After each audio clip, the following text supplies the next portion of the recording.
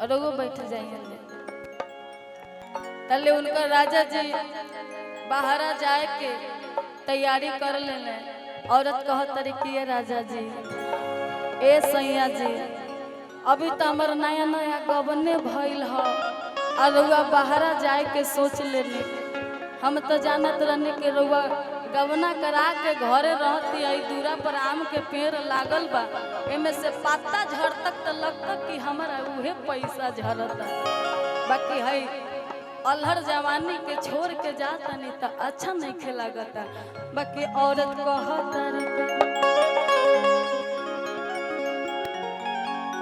कि जाला औरत समय पिया कि जाला औरत समय पिया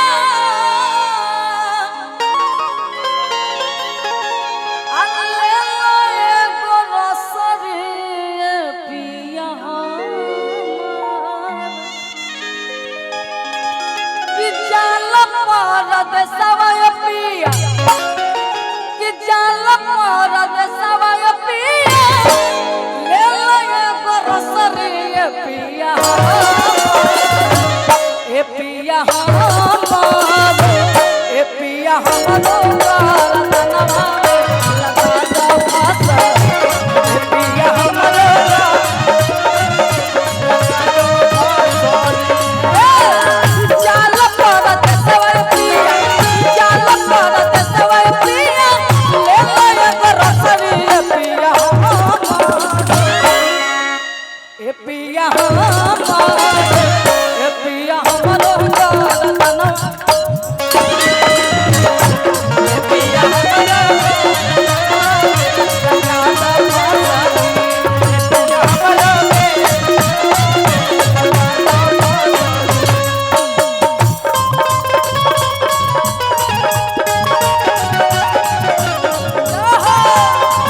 बहुत बहुत धन्यवाद।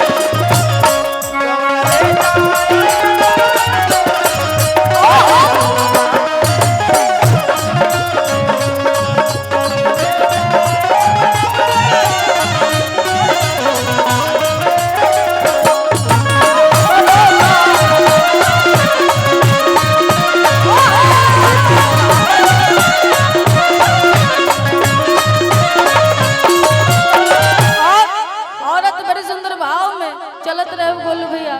बताओ तरी कहत तरीका एक के बार में रुआ सब दे दिन। गोलू राजा राहुल पारे जी के तरफ से बहुत सारा प्यार आशीर्वाद और पुरस्कार हो। बाकी औरत बड़ी सुंदर भाव में बताओ तरी कहत तरीका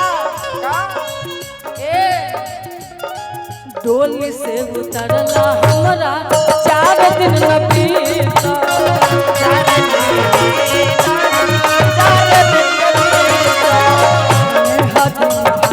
हमरा हाथ करना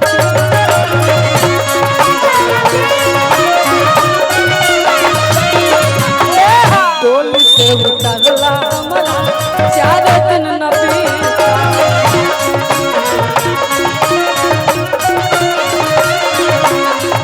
हावर हमरा हाथ के न छूटा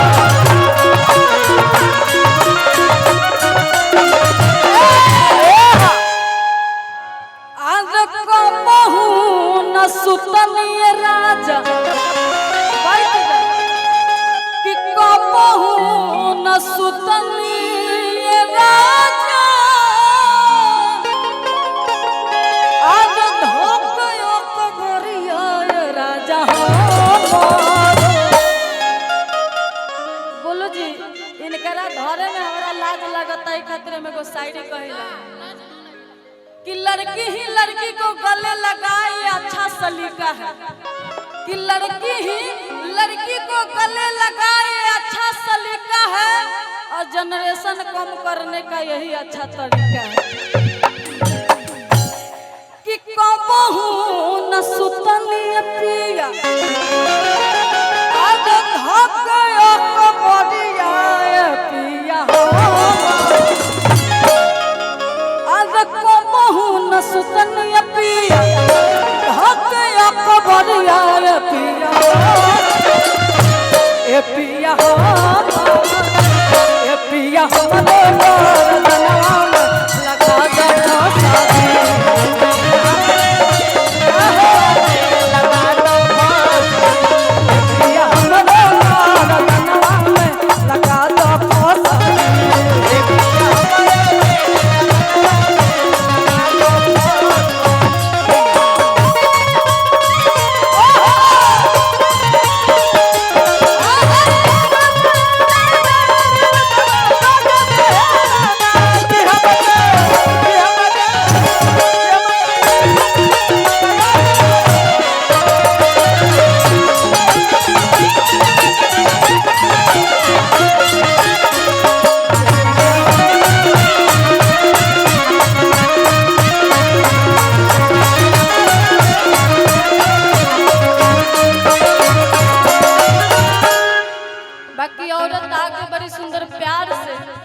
बताओ तरे बहुत तरीका राउर नुकरिया भाई हमर सौतिनिया मीठा मीठा औरत कहत तरी के राजा जी जब से ई नौकरी लागल ह हमरा लागत तक कि इहे हमर सौतिन बन गइल ह बाकी औरत का कहत तरी राम नौकरिया भागिल हमारी सौतिनिया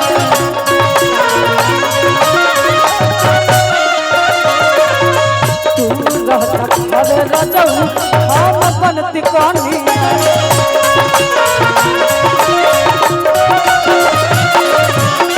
तू रहता घर रजऊ हम बनती कनिया